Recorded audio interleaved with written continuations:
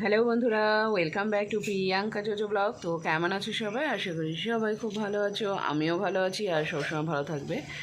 আজকে হচ্ছে বৃহস্পতিবার, এখন সকাল 8:20 মতন বাজছে। আমার ব্লগটা শুরু করছি। আজকে নিয়ে টানা 5 দিন হচ্ছে আমাদের এখানে নেট নেই, ইন্টারনেট পরিষেবা টোটালি বন্ধ। মানে টোটাল গোটা মুর্শিদাবাদ জুড়ে ইন্টারনেট পরিষেবা বন্ধ। তো মাঝখানে একবার সেই রবিবার না সোমবার দিন সকাল 11টা থেকে সামথিং 2-2:30 পর্যন্ত একটুখানি আমি ইন্টারনেট পেয়েছিলাম। আমার এয়ারটেলে নেট দিয়েছিল, দিয়ে তখন আমি ফটাফট কিছু ব্লগ ভিডিও আপলোড করেছিলাম, সেগুলো তোমরা হয়তো সোমবার দিন দেখতে পেয়েছো। তারপর থেকে টোটালি বন্ধ, নেটওয়ার্ক টোটালি বন্ধ, একদম ইন্টারনেট পরিষেবা টোটাল বন্ধ। মুর্শিদাবাদের বাইরে গেলে আবার সব ঠিকঠাক, কিন্তু মুর্শিদাবাদের মধ্যে টোটাল সার্ভার বন্ধ আছে। আজকে নিয়ে টানা 5 দিন ইন্টারনেট ছাড়া যে কী অসুবিধে সেটা আমরা বুঝতে পারছি, কারণ আমাদের প্রচুর কাজ পেন্ডিং থেকে যাচ্ছে। যখন ইন্টারনেটটা আসবে, একবার কেউ বলছে আজকে 21 তারিখ, আবার কেউ বলছে 24 তারিখ, কেউ বলছে 30 তারিখ। এবার যতক্ষণ না ইন্টারনেট আসছে ততক্ষণ বলতে পারছি না ঠিক কবে আসবে, কারণ ইন্টারনেট পরিষেবা বলতে গেলে টোটাল বন্ধ আছে। কবে আসবে কী আসবে কিছুই জানতে পারছি না।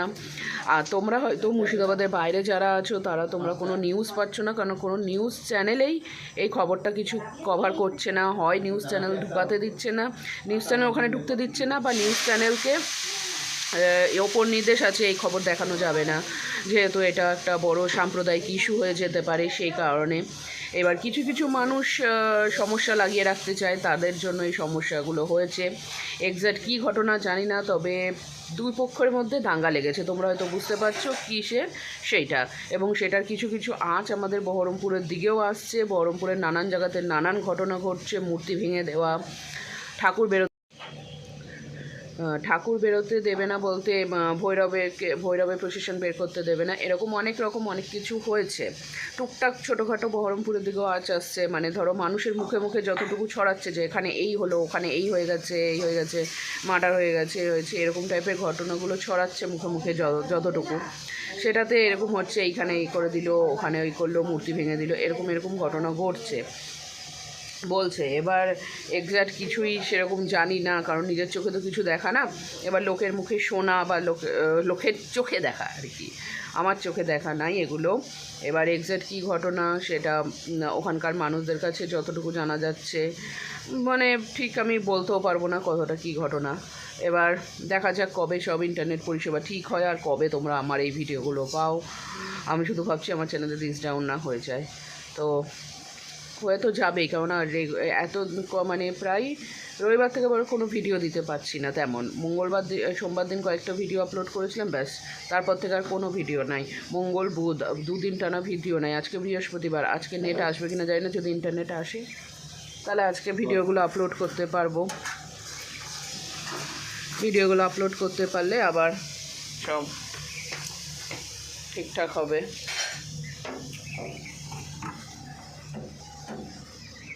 আবার যাই ভেতরে। এখানে পুচন রোদে বসে বসে পড়ছে, ওর তো কালকে থেকে পরীক্ষা, বাংলা পরীক্ষা কালকে। আর এইদিকে মা রান্না করছে। আমার জামা কাপড় কেচে মেলে দেওয়া হয়েছে, শুধু ঘরটা মোছা হয়নি। তো আজকে কী কী রান্না বান্না হবে দেখো। এই ছোলাগুলো মা সিদ্ধ হয়নি তো ঠিক মতন।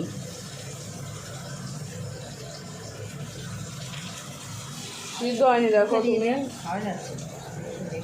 কাঁচা ছোলার মতন হয়ে আছে, সিদ্ধ হয়নি ঠিক মতন। এখানটায় হবে হচ্ছে পালং শাকের ঘন্ট, সব সবজি আর বড়ি দিয়ে। এখানে ছোলা ভাজার আলু কেটে রাখা আছে, এখানে পেঁয়াজ কুচো। মাছটা বের করেছো ফ্রিজ থেকে?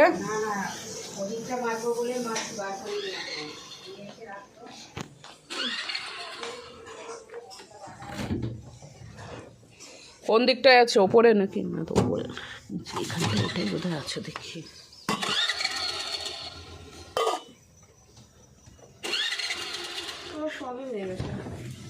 সুজির বরফিগুলো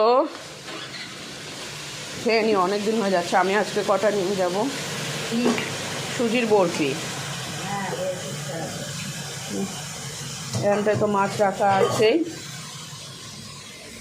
তার সাথে আবার আজকে এই কটা মাছ নিয়েছে বাবু।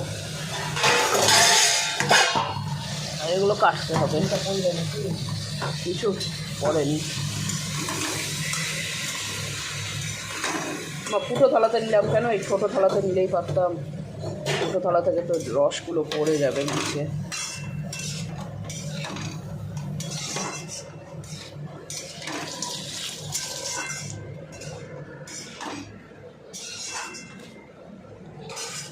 ওই ছোট বটিটা কই গো?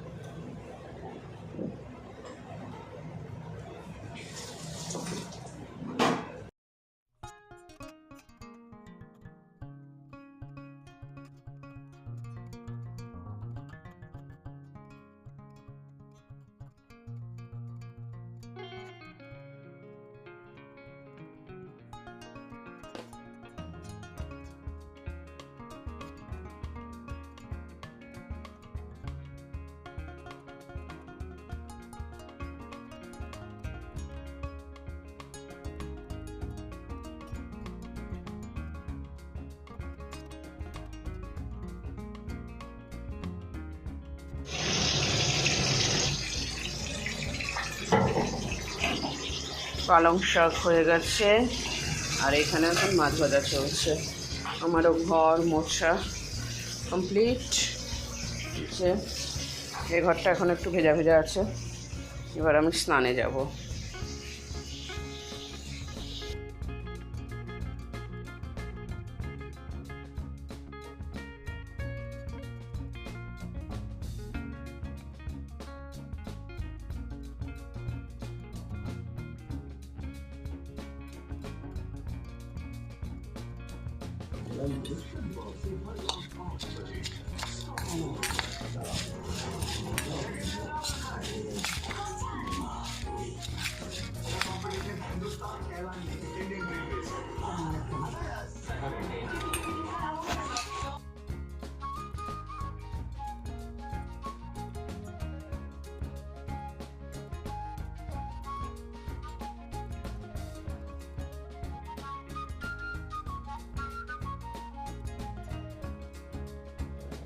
রাত্রি 9:30 মতন বাজছে, আমি আসলাম একটু আলু ভাজতে। যেহেতু খিচুড়ি হচ্ছে তো মেয়ে বললো সাথে একটু আলু ভাজা লাগবে, তাই গোল গোল করে আলু কেটে ভেজে নিয়েছি। এই আলু ভাজাটা আমার মেয়ের ভীষণ পছন্দের, তাই এটা চটপট ভেজে নিই এখন। আর ওইদিকে তো খিচুড়ি হচ্ছে, আর খিচুড়ির মধ্যে যেহেতু সবজি দেওয়া ছিল তাই খুব একটা অন্য কিছু না হলেও হয়ে যেত, কিন্তু মেয়ের আবদার না রাখতে পারি। তো যাই হোক, ও এখন পড়ছে, ওর তো আগামীকাল থেকে পরীক্ষা। তো চলো তাহলে আজকের ব্লগটা এখানেই শেষ করছি। সবাই খুব ভালো থেকো, সুস্থ থেকো। আজকের মতন টাটা।